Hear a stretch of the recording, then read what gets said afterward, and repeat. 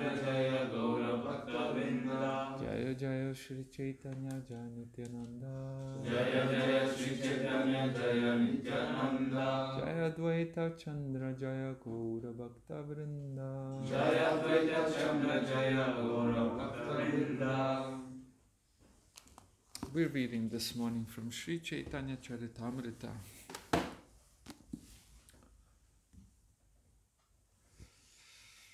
We're in Madhya Leela. What's the chapter? Third chapter? Yes. Text 97.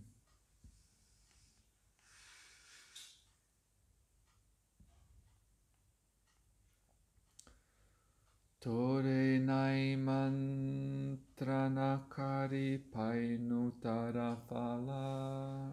Tore mantranakari painutara phala. Tora jati kulanahi sahaje pagala. Tora jati kulanahi sahaje pagala.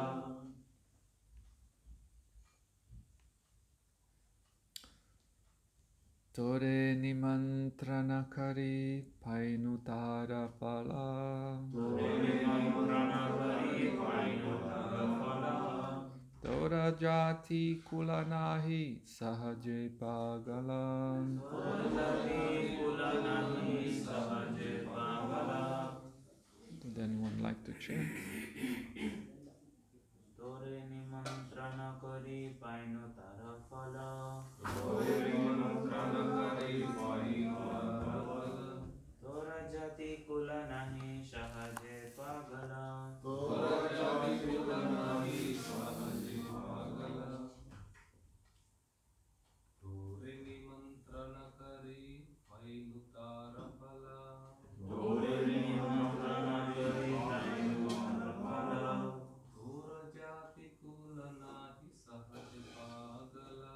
Tora jati kulanahi sahaje pagala.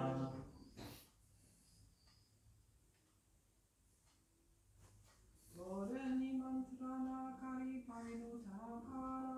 Tore nimantranakari painutara phala. Tora jati kulanahi sahaje pagala. Tora jati kulanahi sahaje pagala.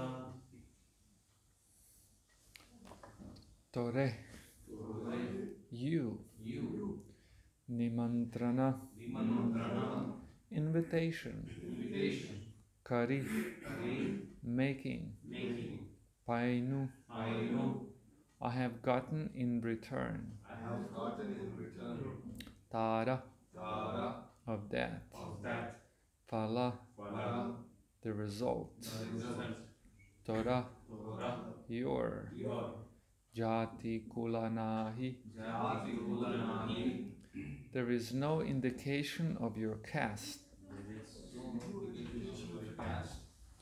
and family. Sahaje, sahaje, by nature, by nature, pagala, pagala, you are a madman. you are a madman. Purport. The word sahaje pagala, by nature a madman, indicate that Nityananda Prabhu was transcendentally situated on the Paramahamsa stage. Because he always remembered Radha, Krishna and their service, this was transcendental madness. Sri Advaita Acharya was pointing out this fact. Om Jnanatimidandasya Gyananjana Shalakaya Chakshurun Militam Yena Tasmai Shri Gurave Namah. Mukham Karoti Vachalam Pangum Langate Girim Yakrita Tamande Shri Gurum Dinataranam Pancha Kalpatarubhyascha Kripa Sindhubhya Eva Cha Patitanam Pavanebhyo Vaishnavebhyo Namo Namah.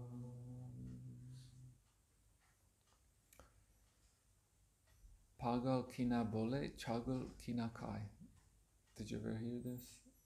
You have. Where were you born? Or Bangladesh. Okay, then that's cheating, then you know Bengali. How's my Bengali?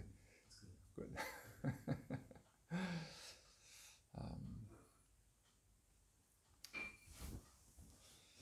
That's good. It's a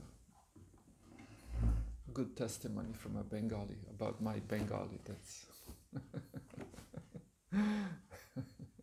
it's a great compliment.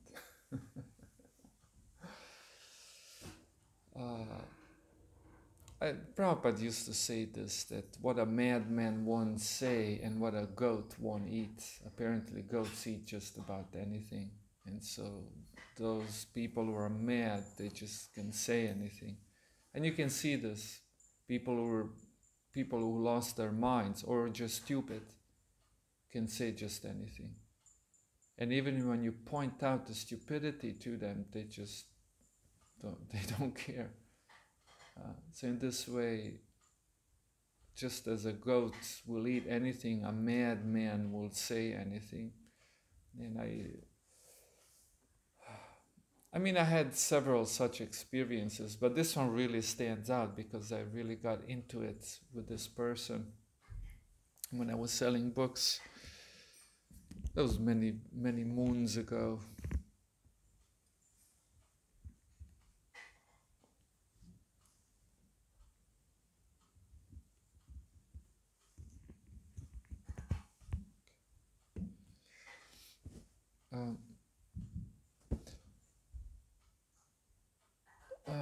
He opened the book and he read in the book that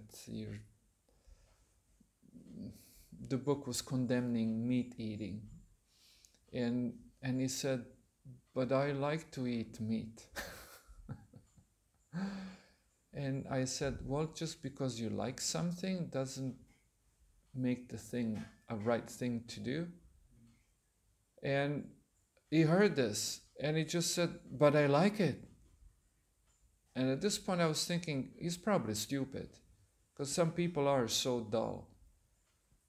And so I said, well, I mean, if the fact that you like something gives you right to do that, so if I like to punch you right in the face, does that give me the right to do it? And he said, but I'm not an animal. I was like, oh my God, this guy is really stupid.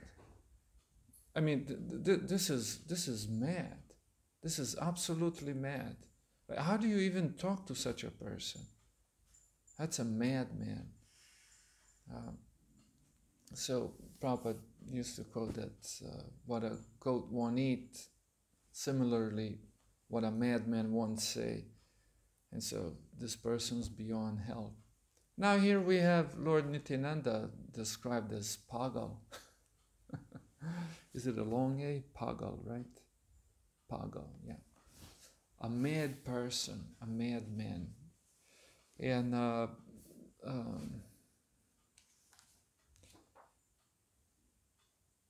mean, we also used to do this, have Chaitanya Charitamrita once a week.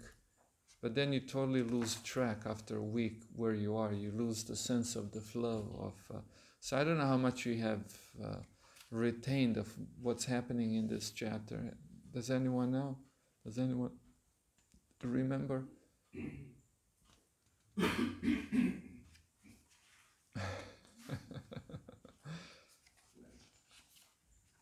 Advaita Acharya invited Chaitanya Mahaprabhu to Yes. take prasadam in his Yeah. home. So Nityananda Prabhu also came and they took a lot of prasadam eating. Yes. And one point Nityananda Prabhu took the rice and he hit the... Threw it on the ground. So because of that he went to trance, like ecstasy. Srila Advaita Acharya, yes. Yeah. So if you look at all of these incidences, they're pretty unusual. I mean, very unusual. Well, first you have Chaitanya Mahaprabhu, who's Krishna himself, who has just taken sannyas. And in the ecstasy of having taken sannyas, he was reciting a verse. This verse is often said to be the sannyasa verse. um, uh, that is stated in the 11th canto of the Bhagavatam. I think, if I remember correctly, and I'm pretty sure I'm right here, that it was stated by the Avanti Brahmana. Does anyone remember reading Avanti Brahmana? Yeah? A little bit? It's a very instructive story. That story begins, so now I feel like I should say it.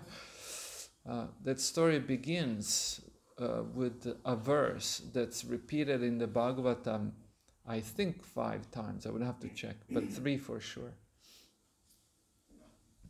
Very important verse.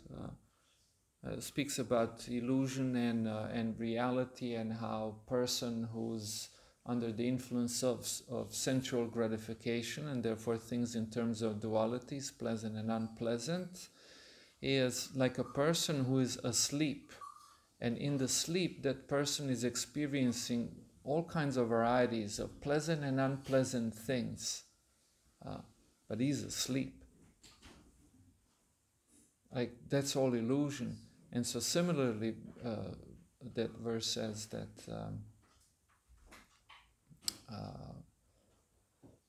similarly, one who is absorbed in this duality of illusion, of pain and pleasure, is similarly asleep, though awake.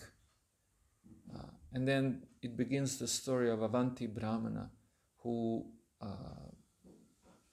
was a miserly person, but in one point he took sannyas. And people thought it was just a joke. And they would tie him up like an animal. Like literally, they would tie him up with ropes like an animal. And then sometimes he would go around beg for food, and he would sit down to eat, and then people would come and spit in it, or urinate, or take away from. And so in this way he was being exposed to extreme torture, practically. And then at the end he sang the song of Avanti Brahmana, which is expression of his mind. I mean, this is really interesting. Wouldn't you want to get into the mind of a person like Avanti Brahmana? Like, man, how did you get to be so tolerant?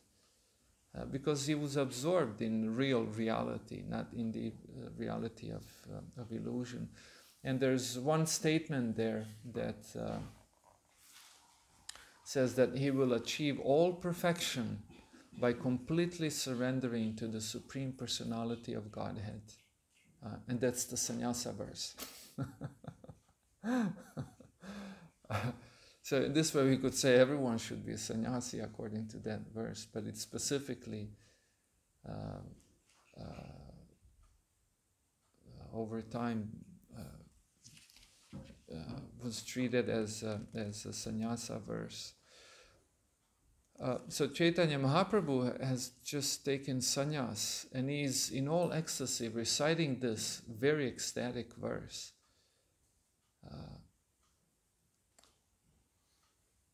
I will achieve all perfection by surrendering to the Supreme Personality of Godhead. A very simple statement, but it's a very ecstatic statement. And when you take sannyas, I mean, you take a vow to minimize your physical life and to dedicate your life, your words, your energy to the service of the Supreme Personality of Godhead, that you're going to completely surrender to the Supreme Personality of Godhead. So Mahaprabhu was in complete ecstasy. And in this ecstasy, he wanted to go to Vrindavan, the land of Krishna. And he was so eager to get to Vrindavan. And so for days, I think it stated like 3 days, he didn't eat anything. It was just in this madness, going around thinking I'm going to Vrindavan and reciting verses like the one mentioned. And then Lord Nityananda, together with other devotees, deviated his progress to the point that they directed him towards Bengal. So he wasn't going to Vrindavan, even though he was thinking, I'm going to Vrindavan. But he was going towards Bengal. And then in one point, Mahaprabhu asked Lord Nityananda, how much longer? It's not that he was being hungry and tired, he was completely oblivious to the physical world, which is, by the way, what we're supposed to try to practice on days like Ekadashi. That's why in Vaishnava tradition it is understood that if you're actually very advanced, then you should be able to ignore discomforts on the material plane. And so, anyhow, as you can tell, that's some very, very serious advancement we're talking about. I typically, if I fast one day, I'm very aware of it, very conscious of it. For about 6 years, I would fast every Ekadashi completely, wouldn't take any prasadam. It was such a torture. I mean, every Ekadashi, wherever I went, devotees, as if to make my life worse, would make huge feast. So every Ekadashi there was a feast. So in that span, I lived in 3 different temples.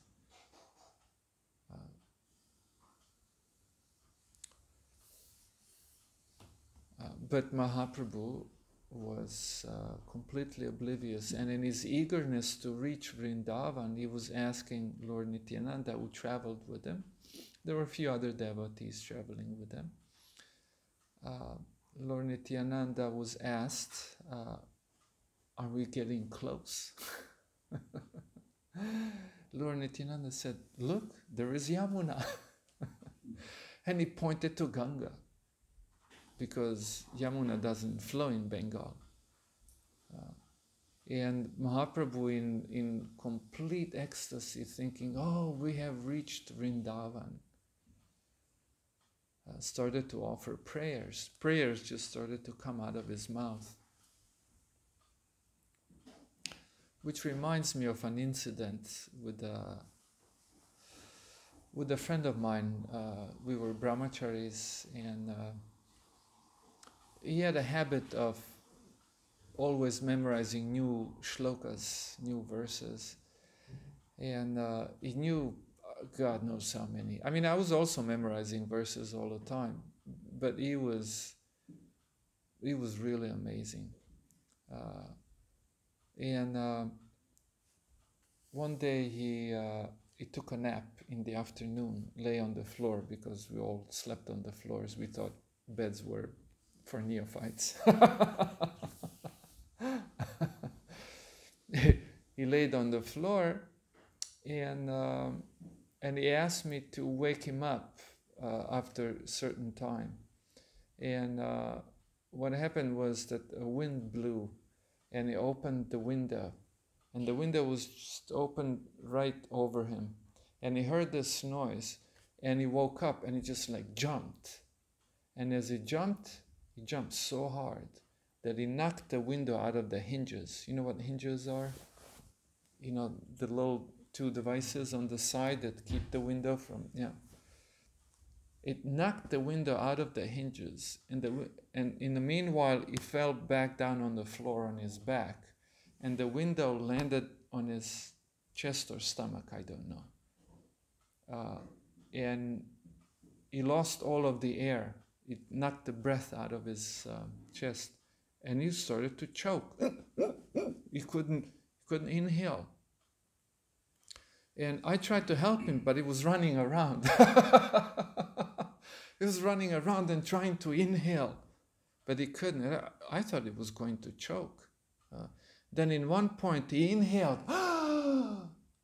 and then as he exhaled, it was like witnessing Lord Brahma or Garuda or something. You know, when Garuda flaps wings, then the Vedas are emanate. You can hear the Vedas as so. or Lord Brahma, from his mouth comes the Vedic knowledge, and goes into his heart, right, and comes out of his mouth. So he, as he exhaled, just shlokas started to pour out, like. I thought, wow, this is impressive.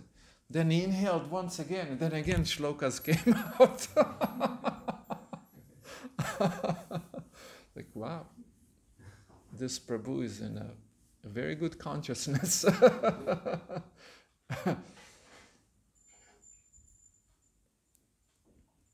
On the other hand, I know one very senior devotee, very senior devotee. I don't dare to say his position. It's a little bit embarrassing. Well, it's not completely embarrassing, but he was in a car with some other devotees, and they almost had a car crash. It was a very scary situation, and there was a panic in the car, and he started to say a Christian prayer.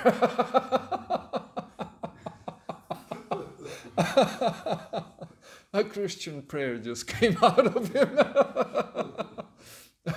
Oh Lord Jesus Christ, save me a sinner. Something like that, I forget. Everyone's like, wow.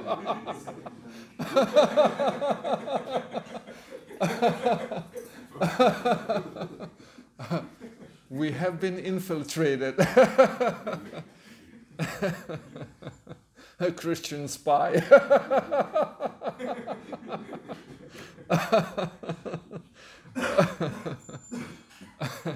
How very interesting, because he grew up Catholic, you know. Some or other from his childhood. This is what stayed in his mind. Funny. Anyhow, Mahaprabhu recited many verses. They were just pouring out of him, and then offering respects to Yamuna, because he thought he was in Vrindavan, and then he jumped into the river, swam in the river. And it's difficult to someone who's not a devotee to describe the happiness of a devotee submerging in the river of nectar. As devotees, we get lost in the river of holy name and the river of service, but you can also be soaking in the river of pure Krishna consciousness, like Yamuna or Ganga.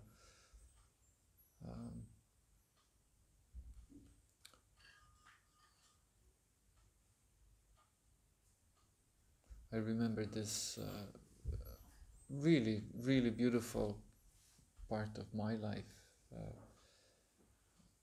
When I stayed in Vrindavan once for 3 months, that was a very long time. Typically I don't stay that long. And there was no one around. It was end of April, beginning of May. And if you know, that part of the world gets super hot at that time of the year. Super hot. Like 50 Celsius degrees. Just brutally hot.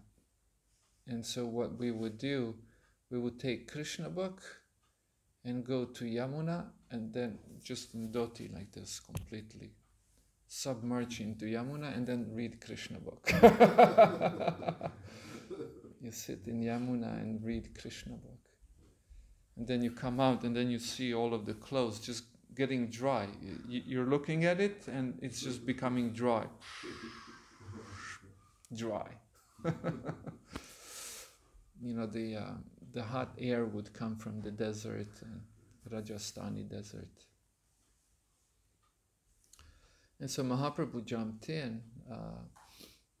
He came out, and Mahaprabhu did not have a spare set of clothes. Basically, what he had, from what he wore, from what we can gather, was just underwear, kopan, and one piece of cloth around his waist. And then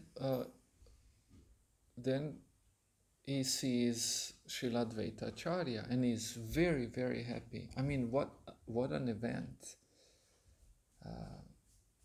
Mahaprabhu sees Advaita Acharya. And they're in Vrindavan, both of them. This is also very special for devotees.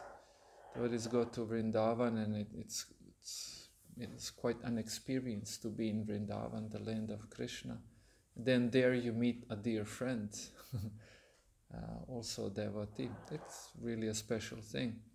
It's a special thing to be in Vrindavan, and it's super special to meet a dear friend in Vrindavan. It's very special. I mean, if we were to take this specialtiness to the extreme level, then we could think of Radha and Krishna, who have met at Kurukshetra, but Srimati Radharani was not satisfied. I mean, she was satisfied, of course, to meet Krishna, but to meet Krishna in Vrindavan, that's something really, really special. And Sri Chaitanya Mahaprabhu recited that verse during his ecstatic dancing at the Ratha Yatra, and no one could understand the meaning of the verse. But that verse was spoken by Srimati Radharani, thinking of Krishna. Okay, now we have met here at Kurukshetra, but my heart is longing for Vrindavan Dhama, that we meet there.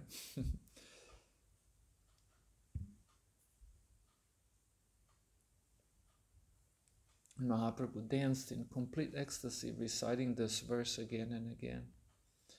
And so there they were, two friends, like very, very close friends, meeting what Mahaprabhu thought was Vrindavan, but it wasn't Vrindavan. Because Mahaprabhu asked Advaita Acharya, what are you doing in Vrindavan? And Advaita Acharya says that, no, we're not in Vrindavan. And this is not Yamuna, this is Ganga. And then Advaita Acharya stated a very, we could say, a very important thing.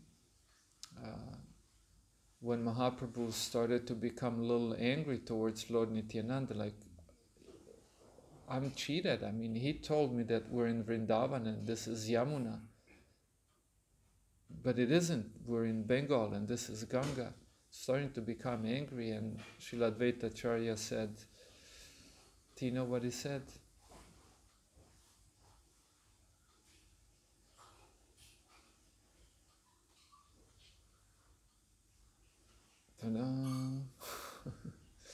Wherever you are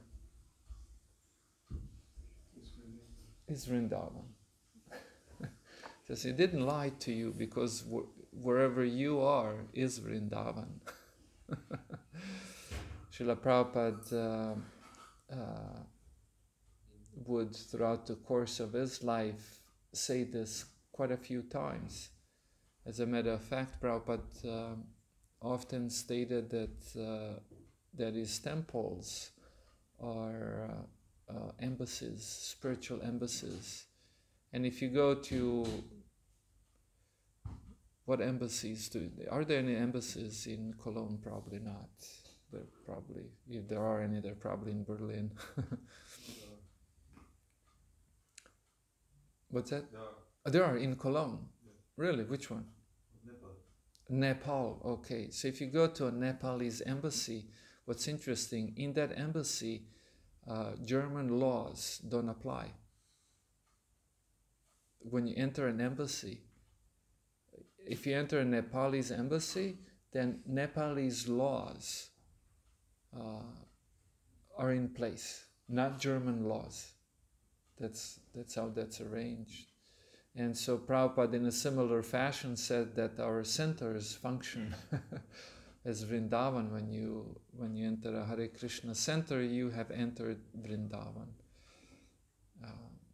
But actually a devotee who is Krishna conscious is always in Vrindavan.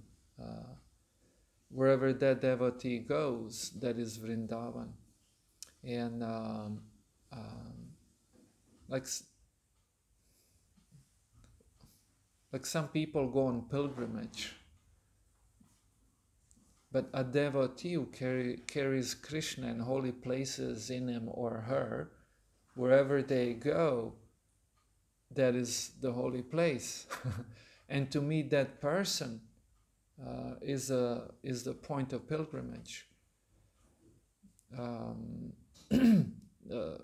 Interesting thing, Lord Krishna, when he met sages at Kurukshetra, when there was the lunar eclipse, I think, and or solar, probably lunar eclipse, if I remember correctly, and then many people gathered at Kurukshetra to commemorate this event, and Vrajbasis were there, Krishna was there with queens from Dvaraka. There's a lot of people there. Then in one point sages came, a group of sages. And then to glorify them, Krishna said another verse which Srila Prabhupada quoted quite a few times. And I quoted that to my father a few times and he got really mad with me. And that's a verse that says, let me see if I can remember it.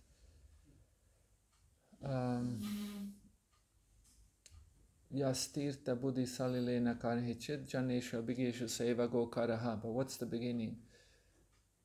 Does anyone know this verse? Yas Tirtha buddhi salilena karhichit janesha bigeshu seva go karaha. Did you understand that? No. Sa eva go karaha.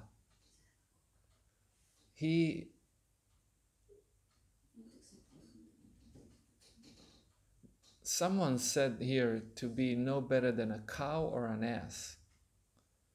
Go karaha. And who is that person? Baumai Jadi, one who thinks that land where he took birth is worshipable. I used to quote this to my father, who was a big nationalist.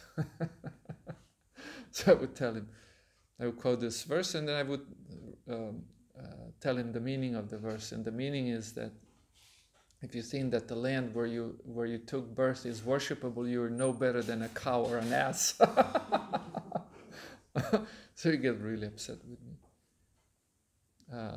One who thinks that he is the body and that bodily relations such as children or spouse are yours, and then if you go to a place of pilgrimage to take bath there rather than meet a person, Janeshu, Abhigyeshu, people of knowledge, then you're no better than a cow or an ass.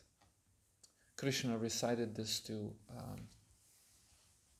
honor the sages who have just, because there they all came to the place of pilgrimage to do what? Take a bath or whatnot, do some ceremonies. But Krishna says, whoever does that, but doesn't think that the real purpose of pilgrimage is to meet you, the sages, the people of knowledge, that is stupid, no better than a cow or an ass.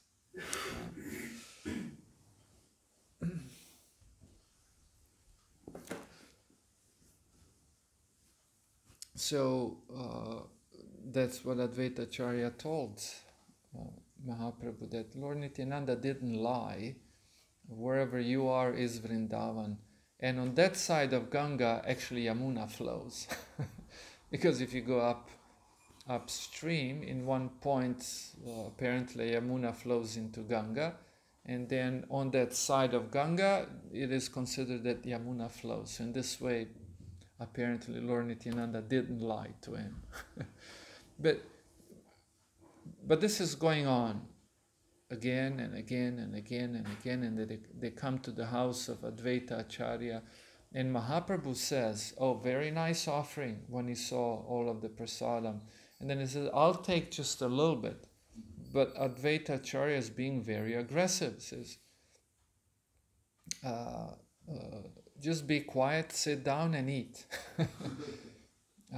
And Mahaprabhu says, but I'm a sannyasi. Sannyasi is not supposed to eat this much. But then Advaita Acharya again, I know who you are, don't pretend, you just eat, And then Mahaprabhu says another thing, and Advaita Acharya attacks him again. There's no end to it until Mahaprabhu is induced to eat way more than he wanted. On the other hand, Lord Nityananda is saying, I've been fasting for 3 days and I was hoping to break the fast, and you cook this little bit of prasadam, that's not enough even to break the fast, let alone satisfy my hunger. By the way, there was enough food for 100 people. And then Advaita Acharya tells him, I don't know who you are, I'm associating with a bizarre person. By the way, if you know a little bit of Indian tradition, in the subcontinent of India, for centuries, people paid great deal of attention to whom they associate. And at times they paid too much attention to this. Nowadays people may not know this, and in India hardly anyone practices, but for centuries, like people of higher castes would not eat in the presence of people of lower castes because they were supposed to remain pure. And so this was another thing that Prabhupada was criticized for. Like, you have these Westerners who, you don't even know what their caste is. And, you're giving them initiations, you're giving them Brahminical initiations, you eat with them. Yeah. So this is what Advaita Acharya is telling to Lord Nityananda. I don't know what your caste is. Like, who are you? Who am I eating with? I'm going to become contaminated. I mean, it's a serious thing to say. It sounds like a very great offense.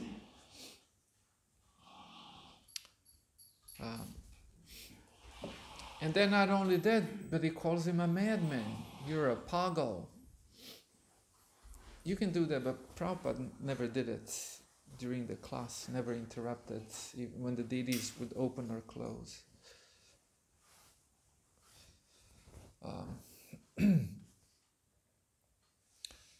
That's why I don't do it. That's how I was taught.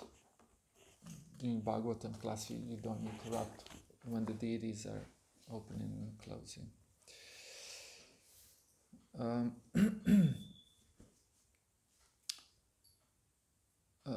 Then at the end he calls him a madman, a pagal. You're a madman. And so these are serious offenses, you would think. And actually all along, what's interesting, we're told to, does anyone know what is the definition of pure devotional service?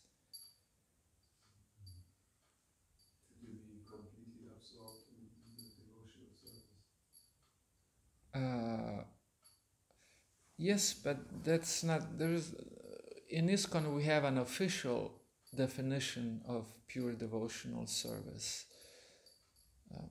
Anya bila shita shunyam jnana karmadhyana vritam anukulyena krishnanu shilanam bhaktirutama. This is definition of pure devotional service or pure bhakti. That's bhakti that's devoid of all avritam. You know what avrita means. Nivrita tarsha rupa giyama. Nivrita, avrita means covering, to envelop something, cover. So your bhakti should not be covered or contaminated by traces of jnana, karma, sense gratification, and so on. And that's a service that is favorable. Because you cannot just say pleasing the Lord. You have to be favorably pleasing the Lord. Because demons also please the Lord by wanting to fight Krishna. But their efforts are not considered devotional service, let alone pure devotional service. And so it has to be favorable. has to be pure devotional, favorable devotional service. And so, but what we find here, it's almost like unfavorable. Like Mahaprabhu wants one thing, and devotees just, I mean, imagine if your guru comes and then he asks you for, a cup of milk and you bring him orange juice. It's like, I decided that you should rather take orange juice. I decided. Completely bizarre. But that's what these devotees are doing all along. Like Mahaprabhu wants to go to Vrindavan and they decide, no, you're not going to go to Vrindavan. You're going to go to Bengal.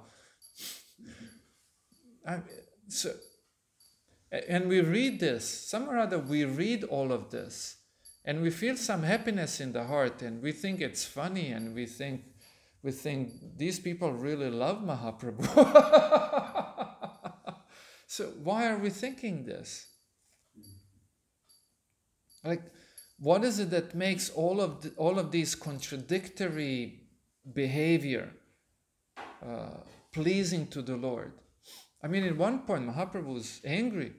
It's like, I was going to Vrindavan and this person brought me to Bengal. And was being angry. I'm being lied to. And you told me this is Vrindavan and this is Yamuna. I was becoming angry at Lord Nityananda. This wasn't the first time.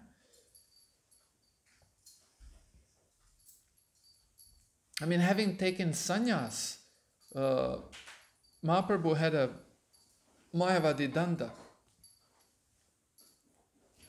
And Lord Nityananda, when Mahaprabhu, I think he was bathing or something, he took it and he broke it into pieces.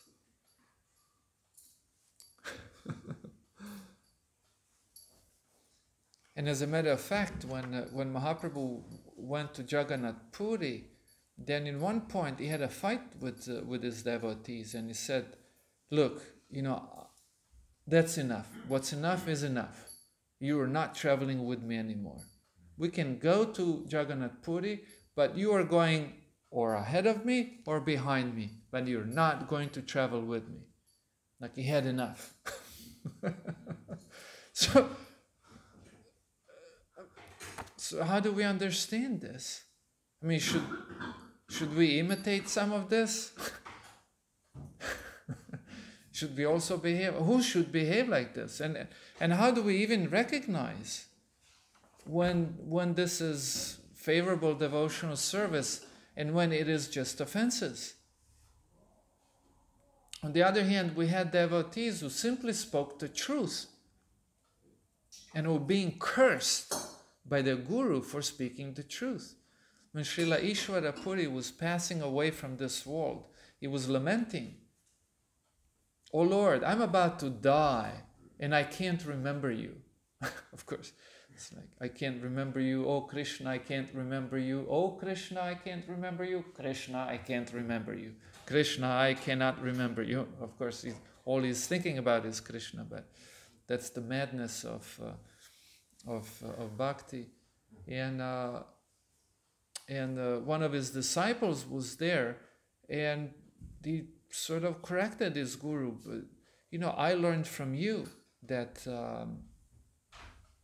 Brahma Bhuta Prasanatma Na Shochati Na Kankshati. It's specifically stated in the Bhagavad Gita that those who are self-realized, that they don't lament and they don't hanker. And here you are, you're hankering and lamenting. So what am I to make of this? And then his guru said, take this rascal away from here. I'm dying, I can't remember Krishna, and this guy came here to chastise me. Get this guy away from me. Then he became one of the greatest criticizers in the history of Vaishnavism.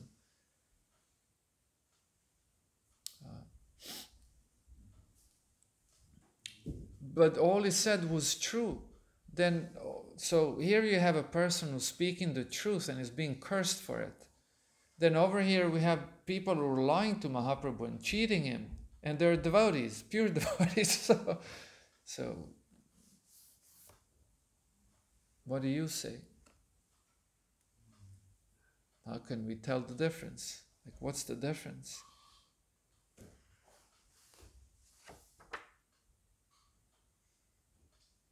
It's out of affection. The pure devotees, they Yeah. make it all out of affection. Yeah, out of great Not affection. Out of envy, like Yeah. everyone. Yeah, very important. Out of great affection for Mahaprabhu. Like devotees couldn't, it's hard to imagine, but Mahaprabhu wants to go to Vrindavan. And mind you, I mean, Mahaprabhu is a Bengali, so to speak, historically speaking. And all of his intimate devotees who were there from the very beginning, they're all in Bengal. And Lord Nityananda is thinking, oh man, it'd be so wonderful that he actually not go to Vrindavan, but to Bengal and meet all of these devotees. I mean, that'd be really nice. And then, the event of all of these devotees meeting Mahaprabhu again,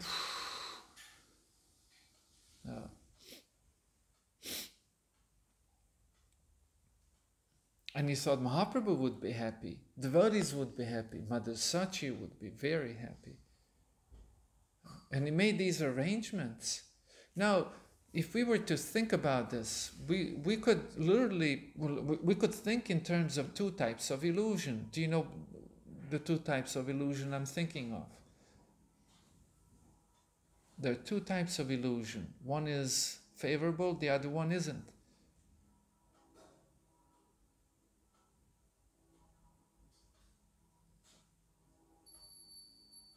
Oh, you know this. Yeah, one illusion is we are not this body. This is the first illusion. But what's the name of it? Mahamaya and Yogamaya, right? You must have heard this. Who has heard this before? You don't? Oh, okay, sorry, I thought. There's Yogamaya and there's Mahamaya. They're both mayas, they're both illusions. But one maya takes you away from Krishna and the other one brings you closer. Mahamaya is the gross illusion. And Yogamaya is illusion that puts spell, even on Krishna and devotees. And so, like Yashoda Mataji, she's thinking, if I don't feed Krishna, he'll die. Like you could say, woman, you're in illusion. And yes, she is. But she's in a divine illusion that's meant to facilitate the pastimes of exchanges of bhakti between Krishna and his devotees. And so that's what's going on. It's, in some ways you could say this is all illusion. Like, these people are mad. Yes, they are mad. And everything Advaita Acharya said is true. Who knows what's the caste of Lord Nityananda? He's casteless. He's a transcendental madman, above any concept of stupid castes. They're not stupid. They have a very important role to play, by the way. But someone like Lord Nityananda is a transcendental madman, and he is a madman. And by the way, this is Divyonmada. There is divine madness. Radharani exhibits divine madness. Gopis exhibit divine madness. Lord Nityananda exhibits divine madness. Devotees do all kinds of things in madness of their desire to serve the Lord. And it's stated that this desire to serve the Lord becomes so intense that they have no control over themselves. To the point that they're not even capable of following the orders of the Lord. Like God tells them to do something and they can't do it. Like the gopis, they're told, okay, go now. And they can't. They just can't do it. Or Mahaprabhu tells his devotees, first go to Lord Jagannath, offer obeisances, then come to me. And they come to Mahaprabhu, then go to Jagannath. which, by the way, by ordinary standards of pilgrimage, that's considered offensive. First thing you do is you go to the presiding deity and offer pranams there. And this is what they said. Well, we would want to, but the legs are not listening. And this is not to be imitated. This is out of utter, complete affection. They're basically governed by this love. That they almost like have no freedom. Or Hanuman getting angry at Lord Ramachandra. Like, you don't get angry. I mean, or Jagadananda Pandit becoming angry at Chaitanya Mahaprabhu. Mahaprabhu's a sannyasi. And he's Krishna who comes as sannyasi and he wants to live like a sannyasi, but devotees always want to give him nice things which sannyasi is not supposed to take. Like they wanted to make soft bed, a pillow, then oil for massage. But I'm a sannyasi. I mean, like, I don't get massage for sense gratification, But devotees, they can't help themselves. They're like deity. Part of the worship of the deity is you massage the body of the deity with oil so it becomes nice. And so devotees wanted to massage the body of the Lord so it becomes nice. I said, but I'm a sannyasi. And they just don't listen. And so Jagadananda gave this oil, sandalwood oil. I don't know if any one of you has ever tried to extract oil out of sandalwood. Sandalwood's hard. And to get oil out of it is... And he had this full jug of oil, sandalwood oil. And he gave it to Mahaprabhu. And Mahaprabhu gave it to the temple to be burnt in ghee lamps. Because this was pre-electricity days, so in the morning when you come to temple, very beautiful atmosphere. You just have ghee lamps burning, very beautiful. Oh, love those scenes. There's some of our temples where they, on purpose, don't have electricity, and when you come, it's just all ghee lamps in the morning for Mangalarati. So Mahaprabhu gave the oil for the oil lamps, Jagadananda was completely furious. Didn't want to talk to Mahaprabhu. He decided to fast. Like he didn't want to eat in protest, So this should not be imitated. It reminds me, and I'll end here, reminds me of a thing Srila Prabhupada said about chanting of Hare Krishna. Prabhupada says that the natural result of chanting Hare Krishna, that you're going to see the pastimes of Krishna. In other words, as you chant, you will see the pastimes of Krishna. So that's a natural thing. But Prabhupada said you should never, ever try to think of the pastimes of Krishna while chanting. Because I know devotees who do this, but Prabhupada very explicitly said, when you chant Hare Krishna, you should simply be calling out to Krishna, like a baby calls for the mother. That's all. And when the pastimes come on their own, they will come on their own. You cannot be forcing this. So similarly with these behaviors of these devotees, we admire this, we worship this, we bow down to this, but we do not imitate.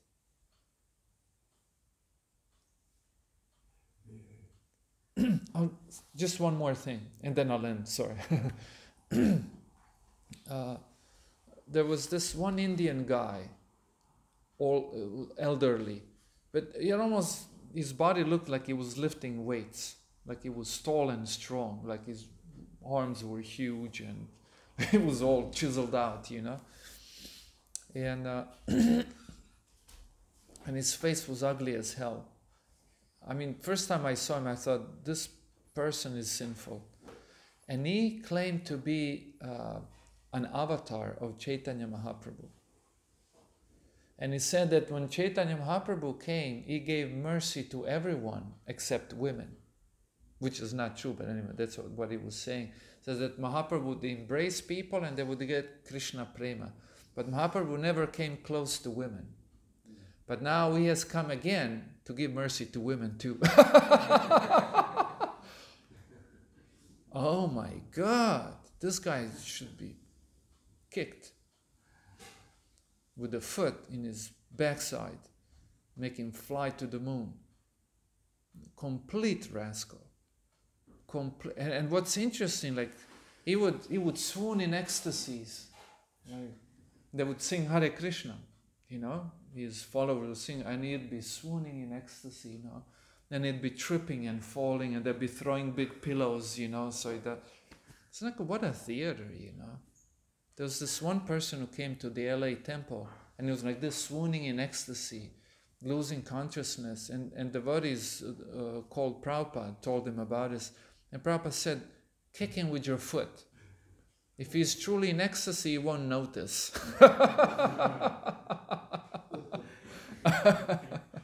That'd be a test, you know. You hit him. Then if he notices, then he's faking the ecstasy.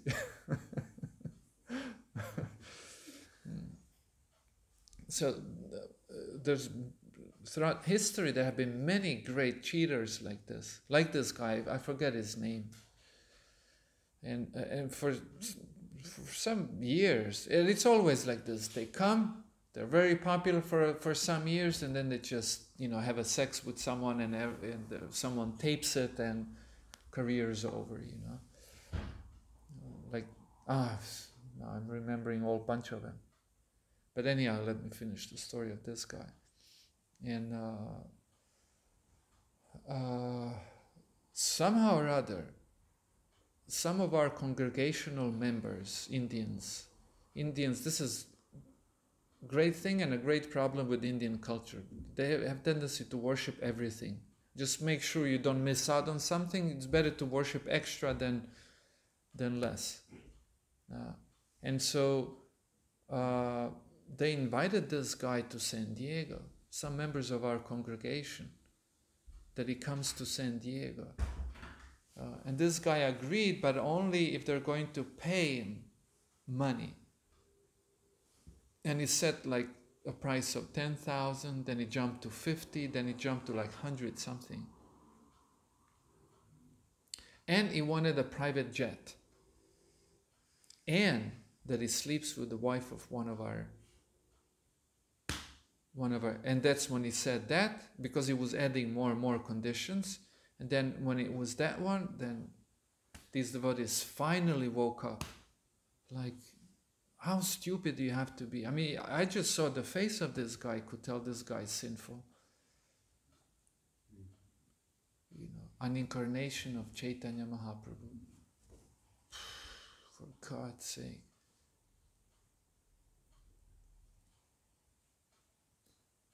So yeah. No imitations, please. Okay. Tat Sat. Any burning questions or comments? Yes, Prabhuji. One question Maharaj, about the yapa. So Yes. You can't imagine pastime of Krishna when you have the yapa, but you know, I try always to imagine the face of Krishna to have a better experience of japa. That's not allowed, or is that offensive? Well, we don't have a law written where things are allowed or not allowed. I mean, we have some things we don't allow, very precisely. But what Prabhupada is saying, that is not a good thing to do. That when you chant, you should just be calling out to Krishna. Because you see, when you're looking at the picture of Krishna, what do you see? You see Krishna. Well, yeah, and what is that Krishna? Some colors, some paint, some peacock feather? Like, what are you looking at? You follow? It's an imagination of So that's why Prabhupada said you should just, when you chant Hare Krishna, you should just call out to Krishna. And if you're going to, like some devotees, I remember at least when I was a brahmachari, then some devotees would put a picture of Krishna or several pictures of Krishna or Krishna's pastimes, and they would chant in front of him. They would sit, surround themselves with these pictures and chant. But the point was not to look at the pictures and think about the pictures while they chant. But the point is to create an atmosphere where you chant. If your mind wanders off somewhere, it will wander to a picture of Krishna. You'll remember Krishna again, and you call out to Krishna. Try to chant like this. Prabhupada said to chant like this. When you chant, you call out to Krishna.